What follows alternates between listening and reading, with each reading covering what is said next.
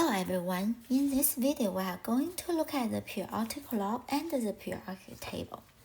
A few decades ago, Dmitry Mendeleev and Lawson Mayer independently developed the precursor of our modern periodic table. When they were looking at the element, and they noticed that as they listed elements in order of atomic mass, there is a distinct regular variation of their properties. The physical and chemical properties of the elements are periodical functions of their atomic number. That is so-called periodic law. Now let's look at our modern periodic table, which contains 118 elements so far. And for the periodic table, the first thing we notice that we will have the columns, and we have 18 columns in total from left to right. The columns, we call it groups. And also for the periodic table, we do have rows. And at this moment, we have 1, 2, 3, 4, 5, 6, 7 rows. And the rows is called period. So we have 7 periods so far and have 18 groups. So among these 18 groups, if you notice on the top of the periodic table, it's labeled as 1A, 2A, and then this look like a groove, and then after this group, we have 3A, 4A, all the way to 8A. So the A, 1A all the way to 8A, this is what we call it main group. And between this main group, what we see here is right, this here, this is called transition groups or transition groups, and they are all metals. Now we are going to do some artwork. We are going to use this uncolored black and white periodic table to learn 3 major groups of element. The first group of element is metal, and the next one is non-metal. The third type of elements, we call it metalloid. It's a group of elements that have both properties of metal and non-metals. So now we are going to start to do our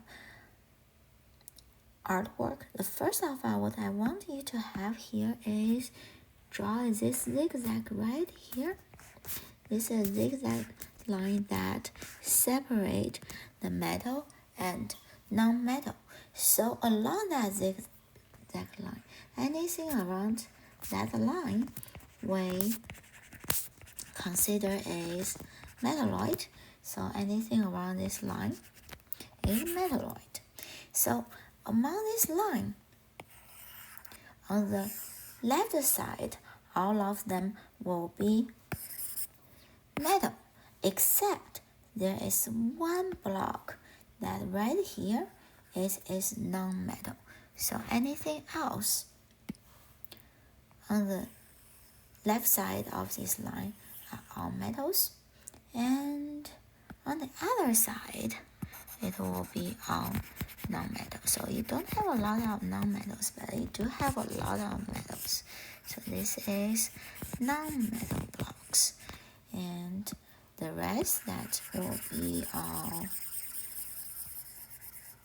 metals, including the actual block right here is called lanthanide or actinide.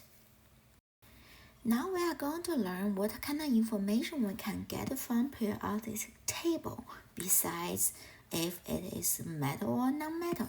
So this is one example that is on the periodic table. This is a little block, and for this block, what we are seeing here is, first of all, on the top there is a number that is atomic number. If you recall, atomic number directly is equal to the number of the proton inside the nucleus. So that is defined what type of atom it is that can make either the compound or the element. And the second is a symbol that corresponding to what type of element it is. For example, the Ca is a calcium, and that is the next information. The last information right here is so-called atomic mass. So for atomic mass, this number is coming from isotopic masses, as we discussed in the earlier of this chapter.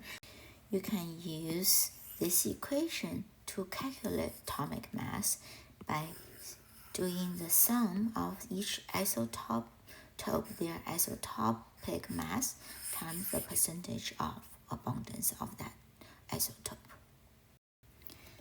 Now we have a general idea of periodic table and what kind of information we can extract from periodic table. Now we are going to do some practice. We are going to use a periodic table to answer the following questions, to look for the element that is given, to see where they are sit in the periodic table.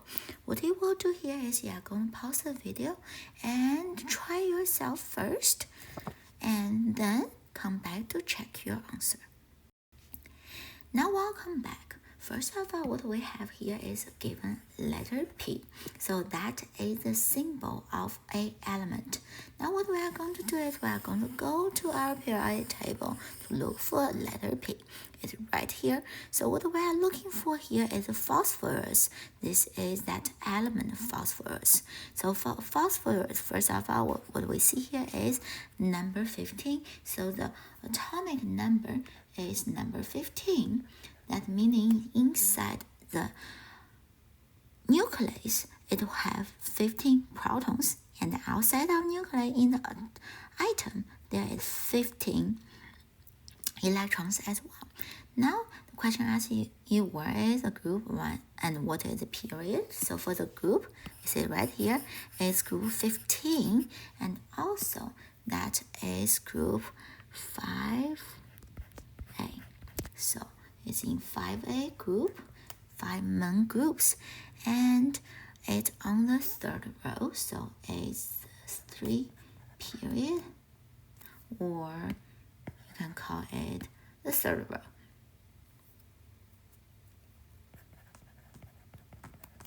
Okay. Now the next one, what we see here is CR, so we are going to look for CR. CR is right here, is number 24. And for CR, it is sit inside the group 6, which is the transition metal right here. And for the CR, the chromium, what we have is on the 4th period. And for the element 30, let's see. For element 30 is right here is zinc. So element 30 is zinc.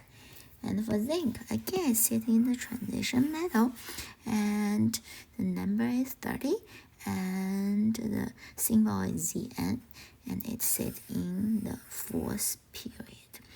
And now the next question is, how many elements are found in period 6? Period 6 is right here. Start with atomic number 55 all the way to 86. So if you do the math, 86 minus 55 and plus 1, that will give you the number is how many elements on that period. So the answer here is 86 minus 55 is 31, plus 1 more is 32. So on the 6th period, you have 32 elements that include the lanthanide, that from 57 all the way to 71 sitting in this little block right here. That is the end of this video.